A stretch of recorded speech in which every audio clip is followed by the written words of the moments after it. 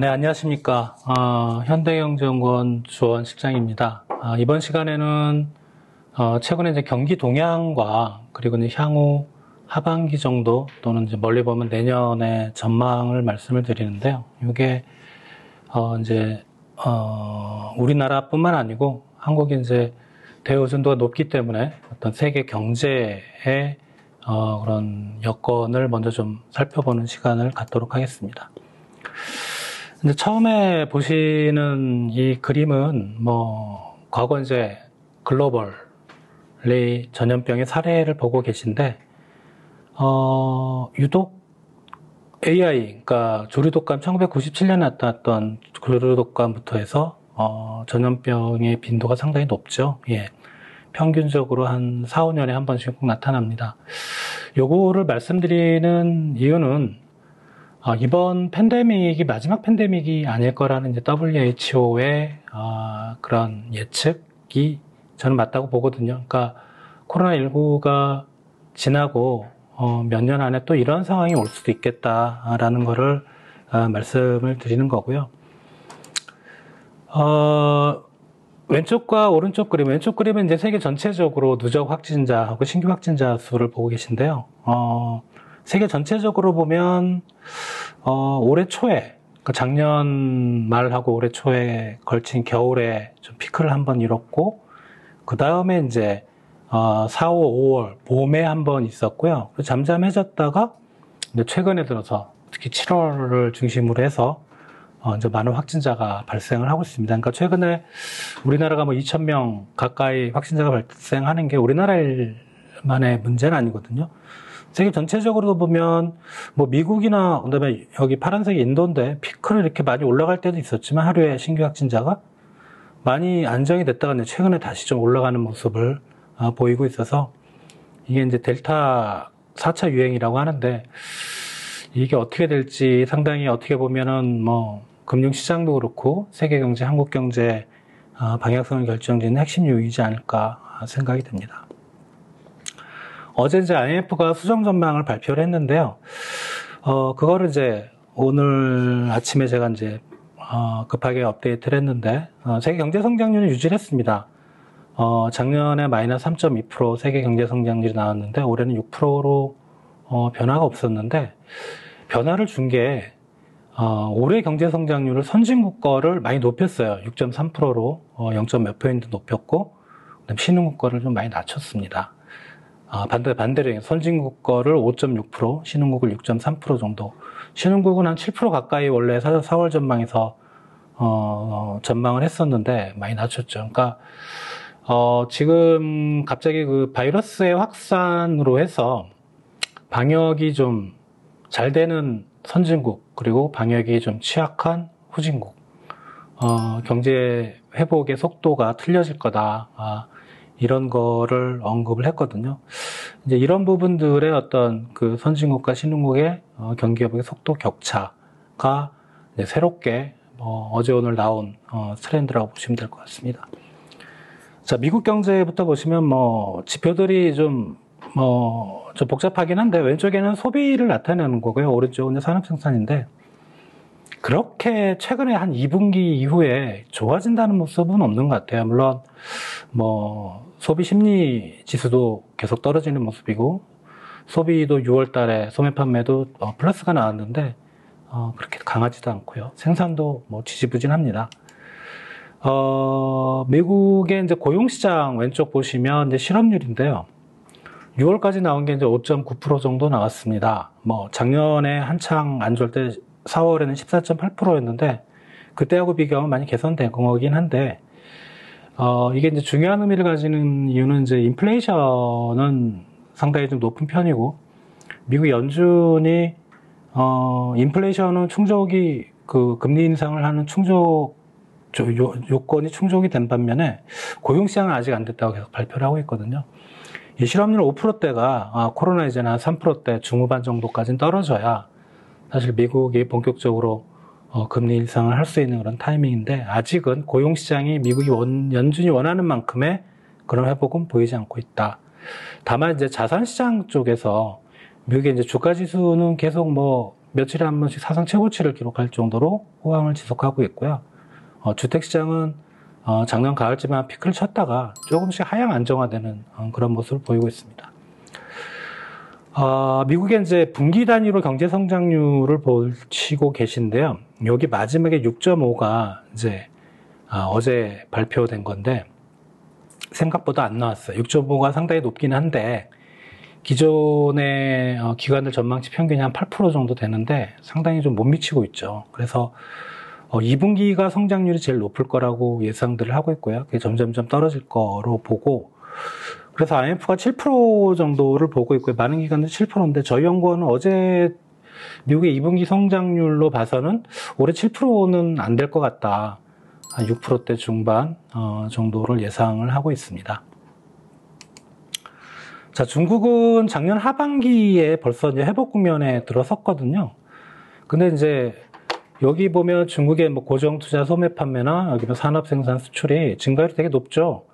뭐 올해 1월쯤에는 뭐 고정 투자나 소매 판매가 30%가 가까이 올라갔었는데 요거는 중국은 이제 모든 지표들이 전년 동월 또는 전년 동기 대비로 계산하기 때문에 작년 1월이 너무 나빴던 거에 대한 기저효과로 보시면 됩니다. 이렇게 안정화되는 모습을 보이고 있는데 그래서 생각보다는 이게 플러스가 폭이 높긴 한데 생각보다는 그렇게 높은 편은 아닌 것 같고 다만 수출은 괜찮은 것 같아요. 중국이 세계 시장에 하는 수출은 괜찮은 걸로 이렇게 보이고 있습니다.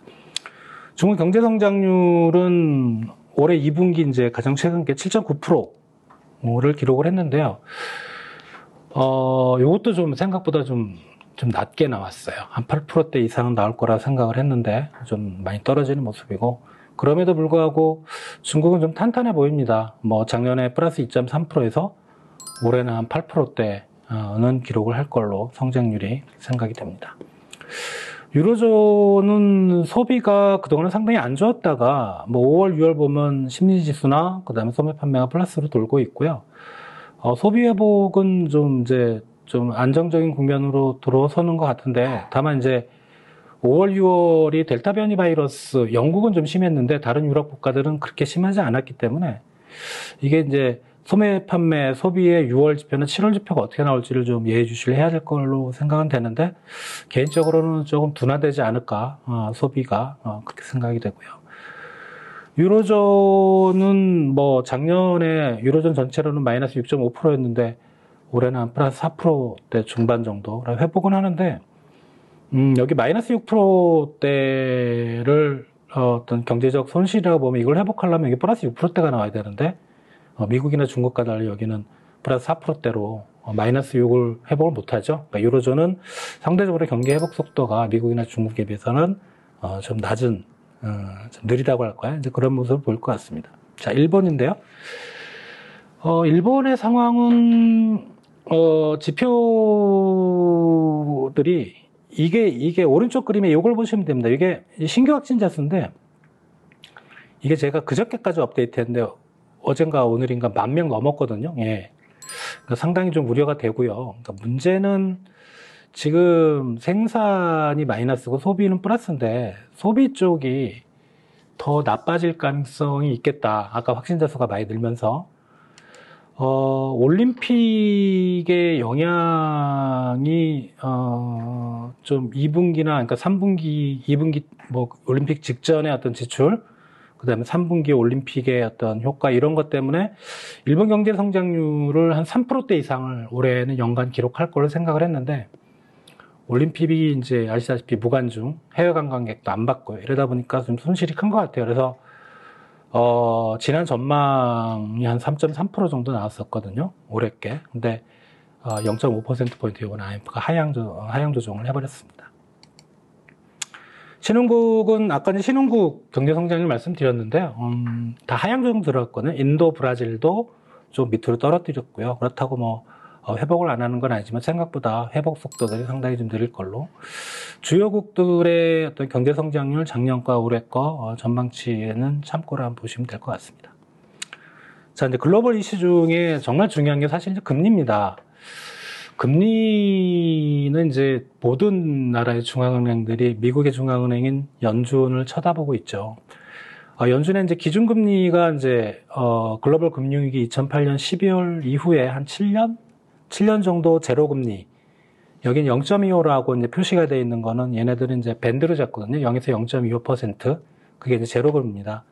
그 상한을 제가 표시를 했는데, 하다가 이제 인상을 했죠. 예, 경제가 어느 정도 회복하고, 회복하고 경기 회복 속도가 빨라지니까 인상을 했는데, 코로나가 터지면서 이제 바로 다시 제로금리로 떨어졌습니다. 금융위기 때 제로금리를 한 7년 했으면 이번에도 제로금리를 한 7년 할까? 여러 가지 좀 시각이 교차가 됩니다. 여기 다음 페이지를 보시면은 미국 연준의 이제 우리로 말하면 한국은행의 금융통화위원회, 금리를 결정하는 FOMC가 올해 이제 6월 달에 그러니까 얘네들이 3월, 6월, 9월, 12월에 어떻게 보면 금리를 올리는 회의들을 하는데, 제로금리를 예측한, 이게 한 사람, 투표권을 가진 한 사람씩이라고 보면 18명 전체가 올해는 금리를 올리지 않겠다. 이건 확고한 것 같습니다. 이거는 이제 3월달 회의록에도 이렇게 나왔고, 6월달 회의록에도 나왔고요.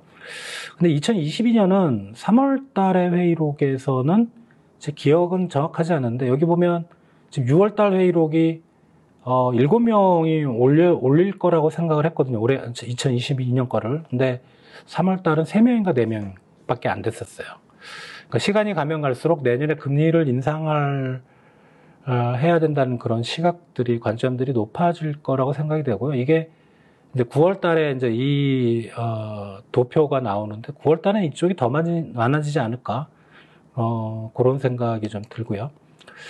자, 금리 말고 이제 환율인데, 환율은 뭐 코로나 때문에, 그 다음에 뭐 미국 대선 때문에 좀 계속 이런 모습 보이다가 최근에 좀 올라가고 있어요. 뭐라 그럴까. 원달러 환율이 올라간다는 건 이제 원화가 약세가 되고 미국 달러가 강세가 된다는 건데, 미국 경제가 좋다는 그런 시각이 최근까지 반영이 되는 것 같고요. 근데 미국 경제가 좀 주춤거리는 것 같아요. 앞에 설명을 좀 드렸지만, 왠지 그게 이제, 바이러스 때문일 수도 있고, 뭔가 미국 경제가 올해 2분기, 그러니까 지금 3분기죠. 2분기를 정점으로, 회복세가 약화될 것이라는 내년까지, 이제 그런 시각도 만만치 않습니다. 그래서 환율의 방향성은 어떻게 될지 모르겠는데, 아무튼 지금까지는, 올라가는 모습, 워낙 약세였는데, 이게 무한정 올라가기는 어려울 것 같아요. 한 1200에서 1100 사이, 요 정도가 아마, 환율의 변동 폭이지 않을까 생각이 들고, 개인적으로는 좀 시간이 지나면 오히려, 원화가 소폭이라도 좀 강세를 보이는 모습, 당분간은 더 약세가 되면서 올라갈 수는 있지만, 강세 압력이 더 높지 않을까 생각이 됩니다.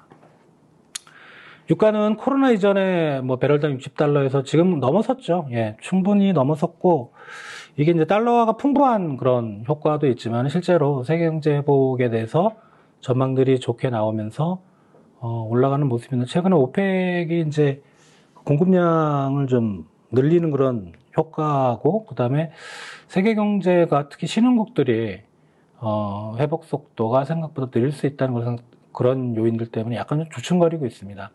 그래도 배럴당 60달러 밑으로 좀 떨어지기 어렵다고 보고요.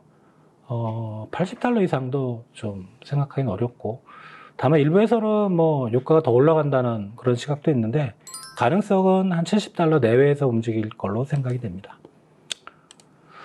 자, 원자재 가격은 최근 뭐 글로벌 인플레이션하고 그다음에 우리 물가 상승률 높았던 거, 이게 원인이 이제 원자재거든요. 원자재 가격이 보시면 이렇게 쭉 올랐습니다.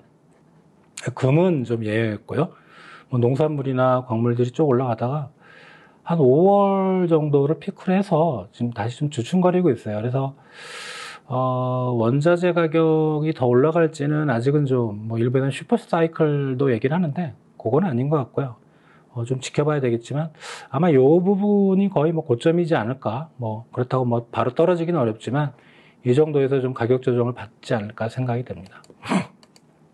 자, 우리나라 이제 경제 얘기인데요. 우리나라 경제가 과연 이제 어떤 국면에 있을까라는 거를 판단하는 여러 가지 이제 지표가 있는데, 뭐 경제 성장률도 있고, 이제 저희들이 많이 보는 거는 이제 동행지수 순환변동치라는 겁니다. 이게 기준치가 100이고요. 여기 100 라인 보시면 100보다 위에 있으면 경기가 좋은 거고 100보다 밑에 있으면 나쁜 건데, 코로나 때문에 작년 5월까지 계속 떨어지다가 조금씩 올라갔고, 지금은 코로나 이전 수준을 회복을 했습니다. 경제 전체적으로는.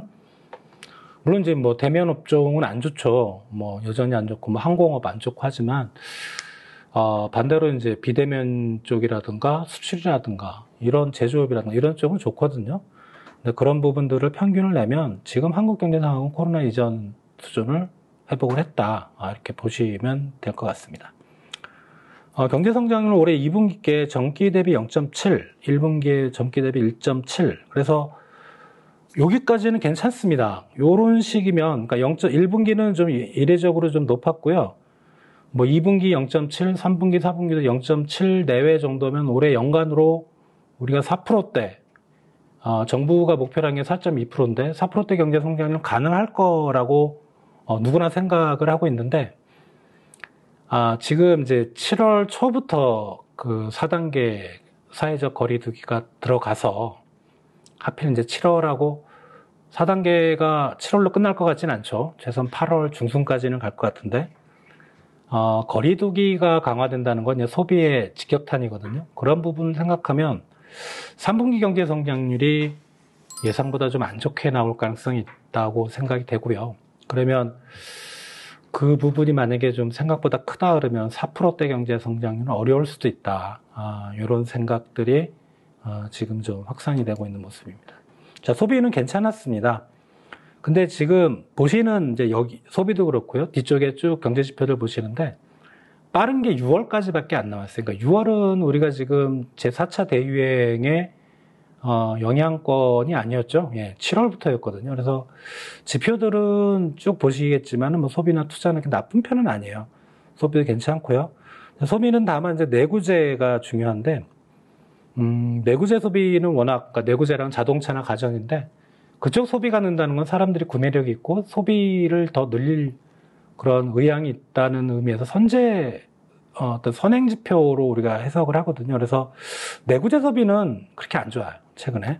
예, 뭐 준내구재라든가 비내구재라든가 이런 상대적으로 가격이 쌌던 소비들은 좋은데 내구재는 생각보다 안 좋다. 이게 좀 지금의 어떤 최근의 소비 회복세가 뭐라고 할까, 추진력이 그렇게 좀 없어 보인다. 이게 만약에 이런 식이라면은 7월달 소비 지표는 아직 안 나왔지만 상당히 안 좋을 수도 있겠다라는 생각입니다. 요 장표는 뭐냐면 이제 비대면 소비를 말씀을 드리는데, 왼쪽엔 대면 소비죠. 예, 대면 소비 계속 안 좋았다가 최근에 이제 백화점, 그다음 면세점은 그저 인천공항에 그 비행기 타고 갔다가 그냥 비행기 거기 착륙하지 않고 다시 인천공항으로 들어오는 면세점 쪽이 좀 좋았던 것 같고요. 대형마트도 뭐 고만고만했습니다. 대형마트는 뭐 코로나 기간 동안에도 그렇게 뭐 안 좋았던 건 아니고요. 다만 이제 오른쪽은 무점포 소매 판매라는 게 있는데요. 여기 전체 소비에서 이게 뭐냐면 인터넷 쇼핑하고 홈쇼핑입니다. 거기서 판매하는 게 전체 소비에서 차지하는 비중인데 코로나 터지고 나서 계속 올랐죠. 예, 한 20% 밑에서 지금 올해 초에는 한 22% 까지 올랐다가 최근에는 좀 또 추춤거리고 있어요. 그래서 이건 두 가지 의미를 가집니다. 대면 소비가 최근에 좀 살아나는 모습일 수도 있고, 그 다음에 두 번째는 그런 인터넷 쇼핑, 홈쇼핑이 한계를 가질 수 있다. 이게 코로나 때문에 상대적으로 좀 호조를 보이긴 하지만 우리가 이제 인터넷 쇼핑이나 홈쇼핑은 자동차를 할 수는 없거든요. 예. 그러니까 그런 부분 때문에 뭐 이 한계를 가지고 좀 비중이 주는 게 아닌가, 그런 생각을 해봅니다. 소비는 올해 마이너스 5% 정도 민간 소비 저희 보고 있는데 내년에는 분명히 반등할 겁니다. 뭐 어떤 식으로든지 백신 때문에 방역 상황이 개선이 되는 효과도 있을 거고요. 다만 여기 이제 심리 지표가 7월께 나왔는데요. 확 떨어지죠. 예, 소비자 심리 지수가. 그래서 아마 3분기 소비 지표는 뭐 내년 거는 좋지만 3분기 소비 지표는 안 좋을 수도 있겠다 생각이 되고요. 설비 투자는 그렇게 확 눈에 띄는 건 없습니다. 뭐 IT 투자가 좀 올라갔다 내려갔다 하고 있는데요. 이게 전체 여기 동그라미에 검은색 보시면은 들락날락하죠. 예. 그래서 설비 투자는 그냥 고만고만하게, 다만 기업의 심리 지수도 쭉 올라갔다가 아까 소비 심리 지수방처럼 최근에 좀 떨어지죠.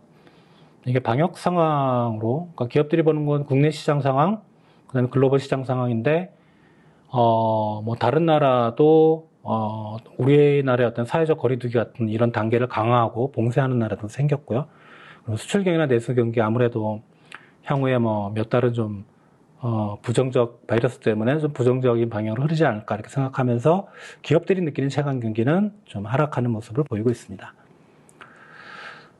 설비 투자는 뭐 이게 선행지표인데요. 국내 기계 수주액, 그러니까 국내에서 기계를 발주하는 뭐 그런 게 지금 들었다면 이제 앞으로 투자를 한다는 얘기고, 또 자본재 수입액, 해외에서 기계를 수입해 온 거죠.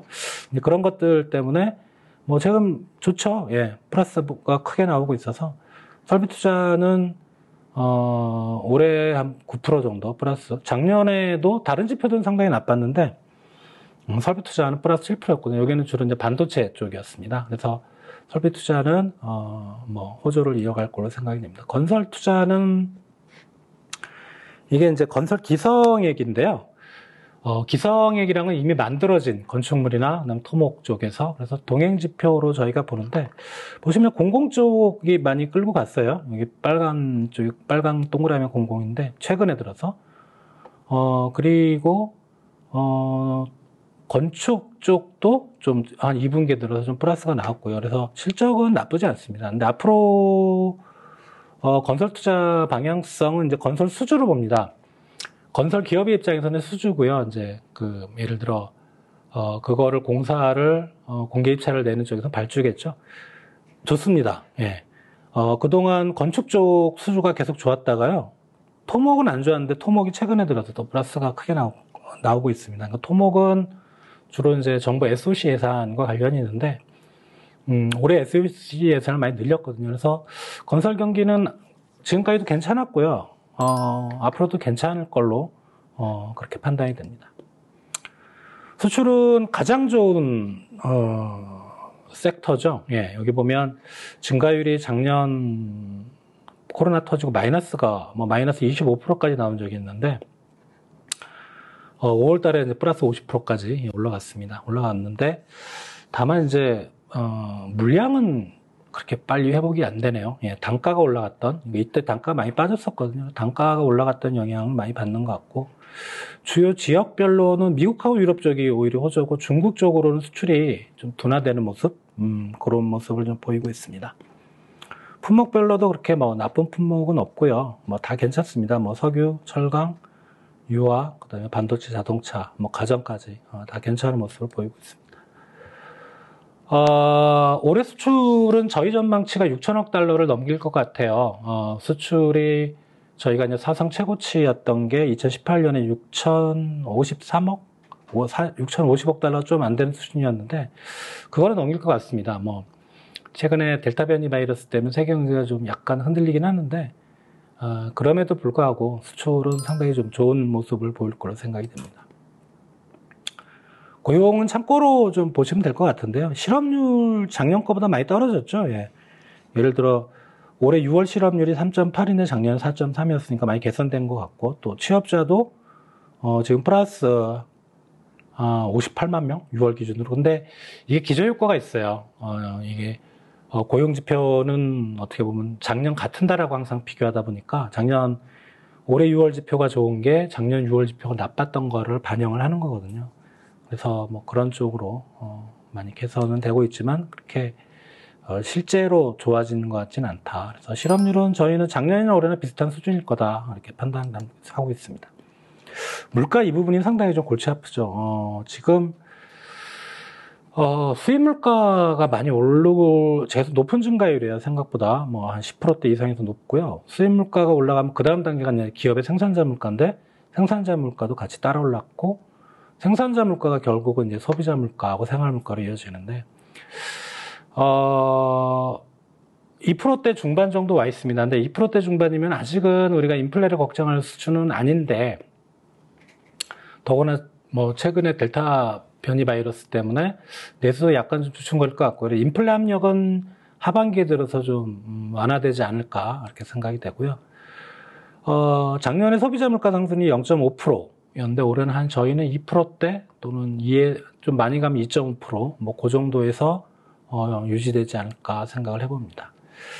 앞으로 한국 경제의 방향성인데 요거는 이제 GDP입니다.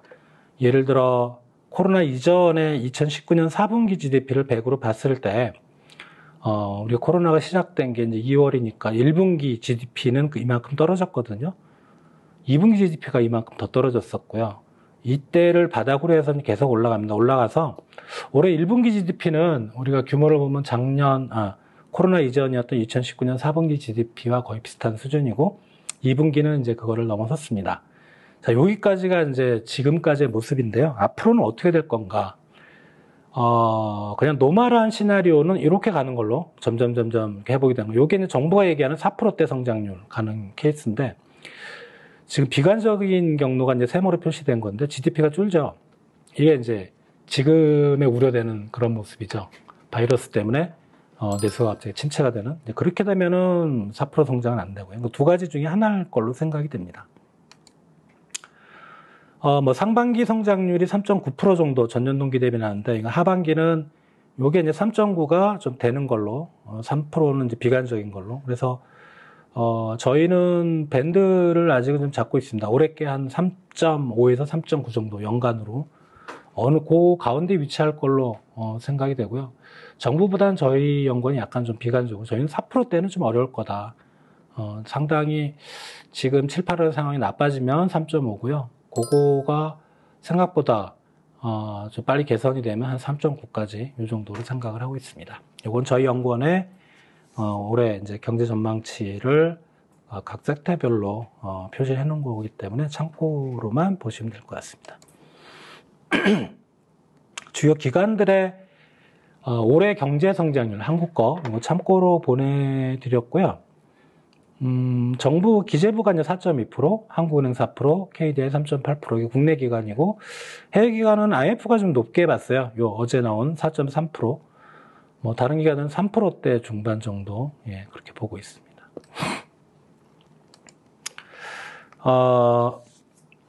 하반기 한국 경제의 방향성에 대한 이제 얘기입니다. 앞에는 이제 쭉 지표를 설명을 드렸는데요. 한국 경제가 아직은 방향성이 좀 불확실합니다. 좋은 쪽으로 갈지 나쁜 쪽으로 갈지는 모르겠는데, 그 방향성에 영향을 미치는 요인들을 몇 가지를 좀 뽑아봤습니다. 첫 번째는 이제 경제 위기인데요. 요 그림을 주목을 하시면, 좀 과거를 회상해서 좀 생각들을 해보시면, 여기 외환위기가 있었죠. 98년에. 그리고 외환위기가 극복이 되는 듯 했더니 2001년에 9.11 터지고요. 이때 닷컴 버블도 있었고, 그리고 우리 국내 카드채 사태. 이게 뭉쳤죠, 위기가. 또 하나의 그룹은 이제 금융위기가 2009년에 있었고요. 어느 정도 회복하다가 2012년에 유럽 재정위기가 있었습니다. 글로벌리 경제의 위기들이 좀 뭉쳐있다는 느낌이 들죠. 왜 그럴까요? 여기 금융위기만 설명을 드리면, 금융위기 때는 글로벌이 돈을 많이 풀었습니다. 비정상적으로. 비정상적이라는 말을 생각을 해보시면 정상화를 해야 된다는 거죠. 정상화는 풀었던 돈을 회수를 해야 되겠죠. 풀었던 돈을 회수를 하는 과정이 그렇게 순탄하지가 않아요. 그 속도를 정말 절묘하게 맞춰야 되는데, 늦어도 안 되고 빨라도 안 되고. 결국은 회사하는 과정에서 문제가 생겼고, 유럽 그 피글스 국가들 있죠? 거기서 재정위기가 터진 겁니다. 그러면 이번 코로나 위기로 사실 이때 지금 작년 올해 풀린 돈이 금융위기 때하고는 비교가 안 될 정도로 크거든요. 이런 것들이 이제 정상화 과정이 되는 과정에서 분명히 또 다른 위기가 있을 수 있다. 또는 꼭 그런 게 아니더라. 새로운 팬데믹. 어떻게 보면 델타 변이 바이러스가 코로나 21일 수도 있거든요. 그러니까 그런 여러 가지 위기 요인들은 잠재해 있기 때문에 우리가 코로나만 극복하면 경제가 좋아진다. 이건 아닐 수도 있다. 그런 생각이 듭니다. 자, 글로벌 인플레이션인데, 처음에는 이제 원자재 가격만 올라서, 그러니까 인플레이션이라는 건 물가가 급등한다는 건데요. 물가가 급등하는 거는 사실 어떤 게 어떤 식의 물가 급등이 우려가 되냐면, 이런 원자재 가격이 오르는 것보다 실제로 시장 수요가 과열이 되면서 올라가는 인플레이션? 이게 사실은 무서운 겁니다. 그리고 우리가 주목해야 될 부분이고요. 근데 지금의 어떤 미국이나 유럽, 그 다음에 선진국들 물가가 올라가는 건 시장 수요 과열은 아니고요.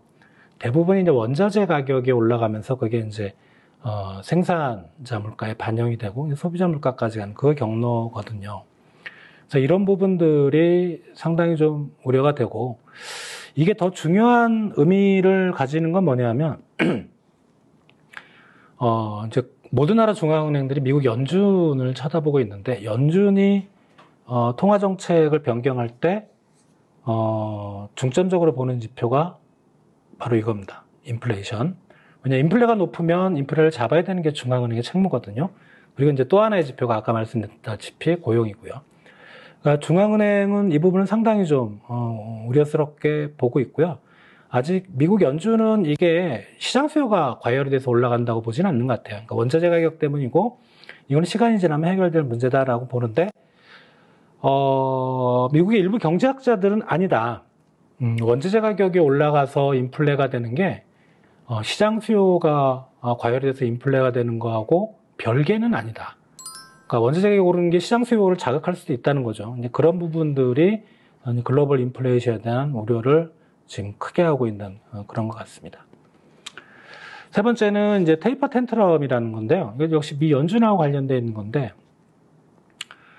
테이퍼링이라는 말이 있죠. 이게 이제 아래쪽 그림을 좀 먼저 설명을 드리면, 미국 연준의 이제 자산 규모입니다. 중앙은행이 뭔 자산이 있지? 그러니까 뭐 건물인가? 그게 아니고요. 이 자산이라는 건 이제 채권을 생각하시면 됩니다. 중앙은행이 채권 규모가 이렇게 늘어나요. 근데 중앙은행이 채권을 굳이 가지고 있을 리는 없죠. 가지고 있는 이유는 뭐냐면 그런 거죠. 미국 행정부가 이제 급히 돈을 쓸 일이 있다, 아니면 재정 지출을 확 늘렸다, 그러면 국채를 중앙은행에 팔죠. 그리고 중앙은행이 대신 달러를 공급을 하죠. 그래서 이제 그 행정부가 그 공급받은 달러를 가지고 이제 재정 정책을 펴는데, 그럴 경우는 늘어나는데 그게 크게 왔다 갔다 거리진 않습니다. 근데 이제 여기 보시면은 미 중앙은행 연준의 자산이 글로벌 금융위기 이전에는 1조 달러가 안 됐어요. 9천억 달러였는데 금융위기 터지고 나서 1.9억 달러, 2조 달러. 이게 국채만 산 게 아니고요. 뭐 회사채나 모기지채라든가 이런 데 민간 부분의 채권까지 중앙은행이 사버린 겁니다. 왜? 유동성이 안 도니까, 금융위기 때. 그런 식으로 이제 중앙은행이 한 거고요. 이렇게 하는 이유는 뭐냐면, 글로벌 금융이 터지고 미국이 이제 제로금리까지 떨어뜨렸는데, 그거 갖고는 미국 경제가 회복될 조짐을 보이지 않으니까, 이제 자산을 사는 시장에서, 그리고 달러화를 공급하는 이게 양적 완화를 실시를 합니다. 이걸 양적 완화라고 하고요. 쭉 늘어납니다. 뭐 유럽 재정위기도 거치면서 또 늘려야 됐고, 쭉 늘어나다가 이게 피크가 거의 한 4조 5천억 달러? 여기 1조 달러에서 4조 5천억이면 뭐 4.5배가 늘었죠. 이것도 상당히 좀 비정상적인 수준이었고요. 그런데 여기 보시면은 뭐 그림에 잘 구분 안 되는데 조금씩 이렇게 약간 주는 모습이 보이죠. 주는 모습이 보입니다. 이게 테이퍼링은 아니에요. 테이퍼링은 늘리는 속도를 줄여가는 거죠. 그러니까 저번 달에 만약에 1,000억 달러를 중앙은행이 자산을 매입했다면 올해는 이번 달에는 900억 달러만 매입한 거예요. 이게 테이퍼링입니다. 그러니까 테이퍼링은 연준이 계속 자산을 매입하는 과정에서 일어나는 건데, 왜 테이퍼링이 자꾸 언급이 되냐 하면, 이게 이제 통화정책의 분기점이 된다는 시그널인 거죠. 2013년 5월에 지금 연준 의장은 이제 파월인데, 벤 버냉키라는 사람이 의장이었었거든요. 그 사람이 테이퍼링을 하겠다. 연준이 가지고 있는 자산을 줄이는 게 아니고 자산은 계속 매입하되 매입하는 규모를 좀 줄일 수도 있겠다 했더니 뭐 글로벌 외환시장, 금융시장이 뭐 엄청나게 폭락을 했습니다. 이럴 가능성이 있다. 왜냐하면 지금 코로나 때문에 4조 달러에서 8조 달러로 2배가 다시 늘었거든요. 4조 달러 때도 많다고 생각했는데 지금 8조 달러입니다. 이게 8조 달러를 안고 갈 수도 있겠지만 해결해야 될 문제거든요. 이 미국 연준이 가진 이 많은 자산은 어떻게든지 좀 줄이던가 해결해야 되는데 그 시점이 언제일까? 통화 정책이 정상화로 가는 시점, 테이퍼링을 최근 이제 미국 연준에서 얘기를 하고 있죠. 하겠다는 게 아니고 논의를 했다는 겁니다. 그래서 좀 급진적으로 보시는 분들은 9월 미국 연준 회의가 있는데 FOMC가 있는데 거기서 테이퍼링을 구체적으로 언급을 할 것이다 라는 시각들이 있고요. 최근에 미국 경제 상황 보면 9월은 좀 지나야 되지 않겠나 그래서 올해 12월이나 내년 3월로 보시는 분들이 있습니다. 그래서 만약에 이제 테이퍼링이 언급이 되면 테이퍼 텐트럼, 긴축, 발작이 신흥국 시장을 중심으로 해서 금융시장에 발생할 가능성도 있다는 거로 말씀을 드립니다. 네 번째 요인은 이제 유럽 재정위기인데 지금 재정 수지가 다들 적자로 돌았어요. 그죠? 예, 뭐 잘 사는 나라건 못 사는 나라건 페거스 국가들 유럽 재정위기 때 그때 포르투갈은 괜찮아요. 근데 이탈리아, 그리스, 스페인이 좀 많이 나빠지고 있고요. 나빠지는데 유럽이나 영국에 비하면은 뭐 아무것도 아니죠. 유럽, 영국은 더 크고요. 근데 이런 국가들이 다시 한번 재정위기에 빠질 수 있지 않을까 뭐 이런 일부 시각입니다. 이거는 주류적인 시각은 아니고요. 근데 이 가능성은 조금 없는, 생각보다는 크지 않은 게 아까 말씀드린 다른 선진국에 비해서는 그렇게 나쁜 편은 아니던데 스페인은 좀 우려가 되고요. 그리고 이제 1차 유럽 재정위기 2013년, 12년에 있었던 그때는 그런 게 없었지만 지금은 안전판이 있습니다. 유럽 재정 안전기금이라는 게 있어서 재정위기에 빠지더라도 어느 정도 충격을 상당 부분 완화시켜 줄 수 있는 이제 그런 부분이 있기 때문에 뭐 이번에는 재정위기는 가능성은 없지만 그래도 리스크 요인으로 하나를 들어봤습니다. 다섯 번째는 이제 중국 얘기인데요. 자, 중국 경제는 나쁘지 않다고 말씀을 드렸고, 뭐 물론 최근의 지표들이 생각보다 생각만큼의 수준의 어떤 증가율은 기록을 못해서 중국 경제를 약간 좀 그러니까 부정적이라는 표현이거든요. 그러니까 비관적이 아니고 경제 성장률이 생각보다는 좀 안 나오지 않을까 이제 그런 생각들을 아까 말씀드렸는데 그거와는 별개로 중국이 지금 안고 있는 문제는 이제 버블입니다. 버블, 되게 부채거든요. 중국의 기업 부채 GDP 비율이 한창 피크를 쳤던 게 이제 2016년 160%까지 올랐다가 지금 뭐 코로나 이전은 좀 떨어졌다. 올해는 저희들 추정치로는 다시 160%를 넘었을 것 같아요. 예. 그러니까 이런 부분들이 우려가 되고요. 문제는 이제 통화 정책이 미국 연준이 이제 정상화 과정을 거치면 긴축으로 가면 중국 중앙은행도 긴축으로 가야 되거든요. 이럴 때 이제 크게 터질 수 있다는 거죠. 금리가 올라가면서. 이거보다 더 큰 문제는 이제 그림자 금융, 섀도우 뱅킹이라는 건데, 그림자 금융이라는 건 쉽게 말씀드리면 이제 제도권에서의 대출이 아니고, 뭐 사채도 해당되고, PF도 해당되고, 어떻게 보면 정부의 컨트롤 밖에서의 대출 비율이 줄었다가 다시 늘고 있다. 터지면 이쪽이 터지는 거죠. 그러니까 이런 부분들이 어떤 중국의 회색 코뿔소 세 마리인데요. 기업 부채, 부동산 버블, 그림자 금융, 또 하나가 이제 부동산 시장입니다. 그렇게 세 마리를 우리가 중국의 회색 코뿔소라고 얘기를 하고 있습니다. 요거를 왜 리스크 요인으로 크게 꼽았냐면 사실 앞에 다른 뭐 테이퍼 텐트럼이나 뭐 이런 거보다 중국이 만에 하나 이거로 경제 위기가 빠지면 한국은 즉각적으로 위기에 빠집니다.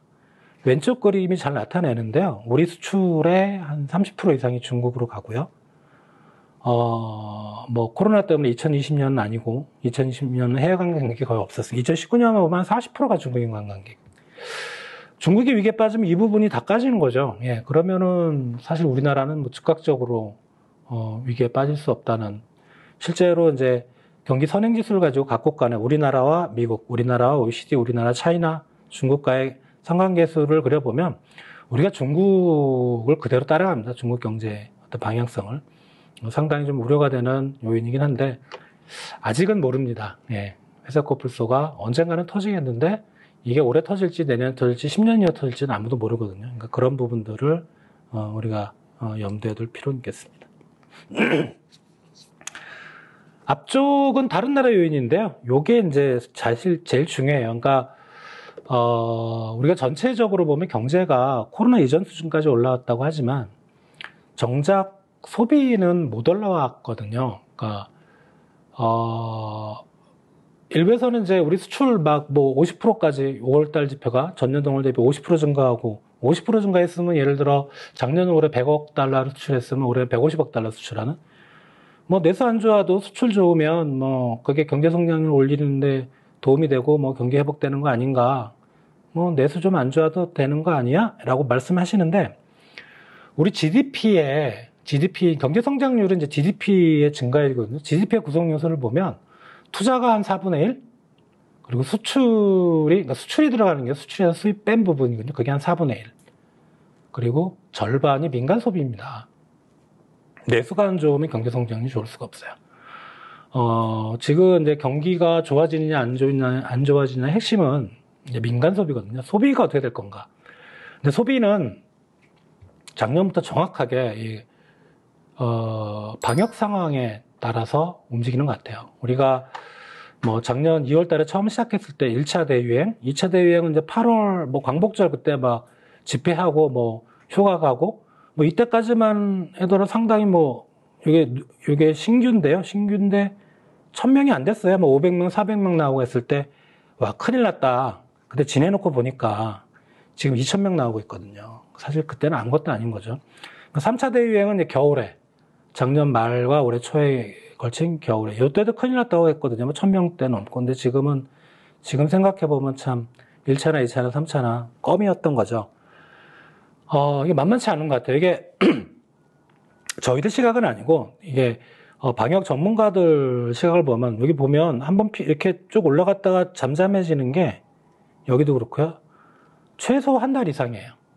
3차 대유행 때는 한 3개월 걸렸고요. 그러니까 우리가 지금 7월, 6월 말서부터니까 길게 보면 8월 말까지는 이런 심각한 방역 상황이 갈 수도 있고 더 안 좋아지면 9월 말. 그러면 7, 8, 9, 3분기가 날아가는 거거든요. 그러니까 GDP의 3분기가 민간 소비가 안 좋으면 3분기 경제 성장이 좋을 리가 없겠죠. 그러니까 그런 부분들 앞으로 어떻게 될 건가.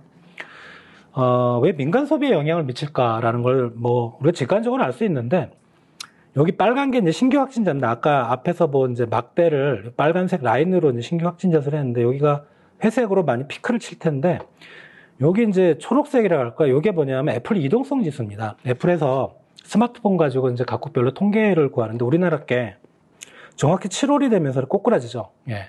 이게 대략 비율로 한 20% 정도 사람들이 안 움직인 겁니다. 물론 이제 7월이 폭염이 좀 있어서 더워서 안 움직였을 수도 있거든요. 근데 그걸 감안하더라도 되게 좀 많이, 왜냐면 작년 7월은 그게 크게 차이가 없어요. 6월보다는 오히려 올랐거든요. 근데 올해 7월의 이동성은 분명히 6월보다 확 떨어지는 모습입니다. 이거는 우리 소비에 상당히 좀 영향을 줬을 걸로, 하필 7월이 이제 어떻게 보면 우리가 소비가 많이 이루어지는 이제 휴가철이거든요. 이게 7월에만 그치면 괜찮은데 8월까지도 이런 상황이면 우리 소비가 특히 내수 경기가 안 좋아서 경기 회복이 좀 지연되는 그런 모습을 보일 수 있겠다라는 생각입니다. 자, 요거는 이게 이제 여기 현재 시점이거든요.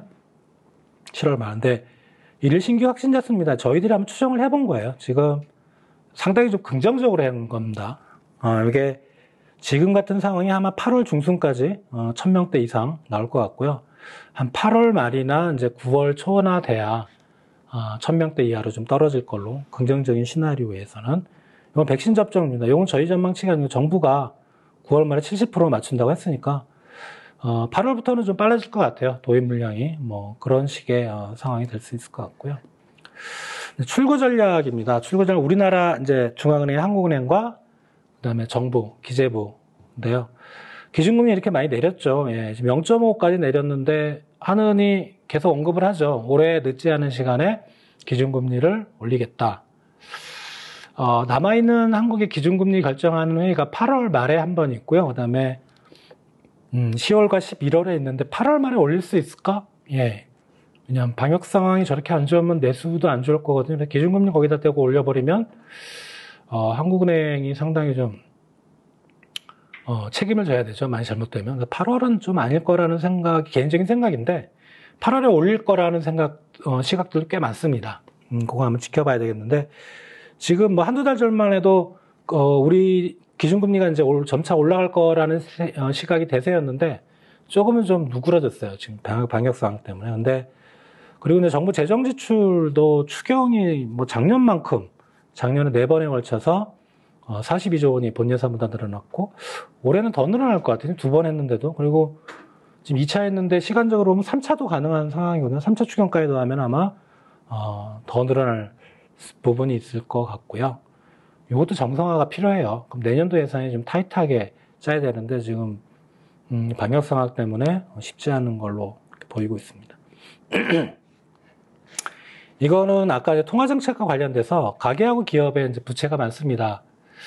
여기다 대고 금리를 올려버리면 시중금리가 올라가겠죠? 그럼 부채를 지고 있는 가계하고 기업들이 힘들어지고 특히 가계 쪽에서 이제 자영업 하시는 분들이 가뜩이나 장사도 안 돼 죽겠는데 이자도 올라간다. 이러면 이제 그 워낙 비난을 하느니 이제 고스란히 받아야 돼요. 그래서 이제 제가 말씀드렸던 8월이 과연 가능할까? 예. 올릴 수도 있습니다. 예, 올릴 수도 있는데 좀 그렇고. 이건 재정 정책이 정상화로 가야 되는 이유. 국가 채무가 급격하게 늘어나고 있는 거. 이런 부분을 막기 위해서라도 재정 지출이 좀 지금처럼 너무 확장적으로 가면 안 될 거라는 생각이고요. 8번째 리스크 요인은 자산시장입니다. 그러니까 주식시장은 왼쪽이 좋아요. 근데 이게 가상화폐 시장인데요. 반토막 났다가, 그죠? 주요 비트코인이나 이더리움 반토막 났다가 최근에 또 좀 약간 반등을 하고 있는데 이게 이제 통화정책이 정상화된다는 신호에 따라서 이 자산시장이 움직일 것 같아요. 가상화폐는 상당히 거기에 민감하고 주식시장은 이게 가상화폐와 주식시장이 틀린 게 가상화폐는 아무런 가치가 없고 주식시장은 이제 기업의 실적이라는 가치가 있기 때문에 통화정책이 정상화 가더라도 뭐 주식시장 계속 올라갈 거다라고 보시는 분들이 있습니다. 꽤 많고요.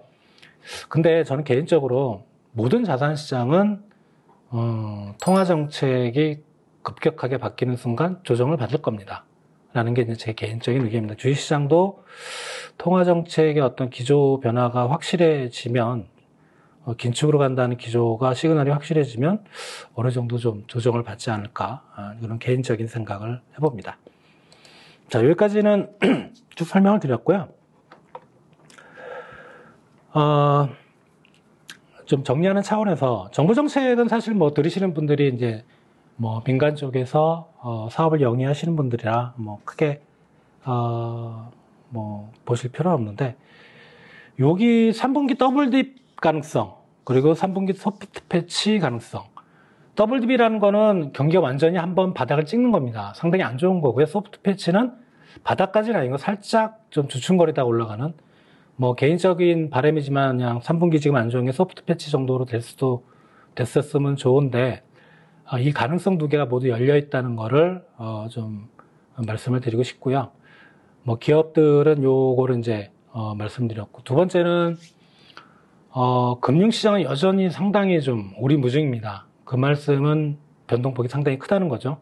예, 그 부분에 대한 대응이 필요할 것 같고 좀 멀리 보면 지금 우리나라도 중국 쪽으로부터 좀 벗어난다는 의미가 좀 들어요. 그게 미국의 의도인지 아니면 우리나라가 스스로 살 길을 찾는 것인지 기업들이 그런 방향으로 움직이고 있다면 민간 쪽에서도 그런 부분을 생각을 해야 될 것 같고요.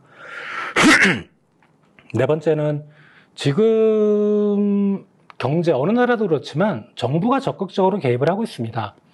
정부의 개입이라는 거는 어떻게 보면 사업하시는 분들한테는 기회일 수가 있습니다. 이런 정책들 그리고 반면에 이제 기업 규제라든가 노동시장 규제는 오히려 좀 강화되는 모습이거든요. 그런 부분도 위험 요인이 될 수 있다고 생각이 되고요.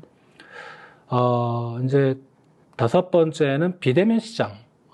새로운 트렌드인 거 맞고요. 예, 그 부분에서 뭔가 새로운 거를 찾는 건 맞는데, 근데 과거의 경험을 보면 새로운 기술이 100개가 떴다면 그 중에 성공하는 기술은 한둘이 없습니다. 옥석을 가리는 그런 직관이랄까 해안이랄까 이런 게 필요할 것 같다는 생각이고요. 그리고 지금 작년 올해 어떤 시장의 트렌드를 한마디로 말씀드리면 변동성입니다. 이 변화에서 살아남을 수 있는 기업은 뭐라고 할까요? 혁신적이고 역동적이고 좀 유연한 조직 문화를 갖고 있는 기업들이 유리하다고 생각이 돼서 기업 문화를 좀 개방적으로 가져가야 될 것 같고요. 그리고 마지막은 ESG입니다. 사실 1년 전만 해도 제가 이제 ESG를 처음 들었을 때는 저거 그냥 한때 그냥 유행하다 끝나겠지라고 생각을 했는데 그렇지 않은 것 같아요. 지금은 재무적 투자자들이, 해외에서 재무적 투자자들이 투자한 우리 기업들한테 저걸 요구를 하고 있어요. 그러니까 그런 부분들이 어떤 사회적으로 기업들의 많은 관심을 받고 기업들이 이제 적극적으로 대응해야 될 부분이라고 생각이 됩니다. 오늘 이제 뭐 이렇게 좋은 자리에 저를 초대해 주셔서 감사드리고요. 뭐 소감이라고 할까 그냥 경험인데요. 제가 현대경제연구원에 입사한 게 2001년인데 그러면 이제 딱 20년 근무를 했는데요. 이렇게 시시각각으로 관점들이 바뀌는 경우는 처음 봤어요. 뭐 금융시장이든 실물경제든. 그만큼 최근에 예측하기도 되게 어렵고, 왜냐하면 경제위기가 우리가 그동안 겪었던 경제위기들은 이런 바이러스가 유행이 돼서 겪었던 건 한 번도 없거든요. 다 시장이나 실물경제나 뭐 이런 쪽이 문제가 됐던 건데, 상당히 좀 어떻게 보면은 저를 비롯해서 이코노미스트는 당혹스러워 합니다. 당혹스러워하고, 뭐 끝으로 한 말씀 드리면, 언론, 뭐, 신문이나 텔레비전에 나오는 뭐, 그런 경제 얘기 귀담아 들으실 필요는 없어요.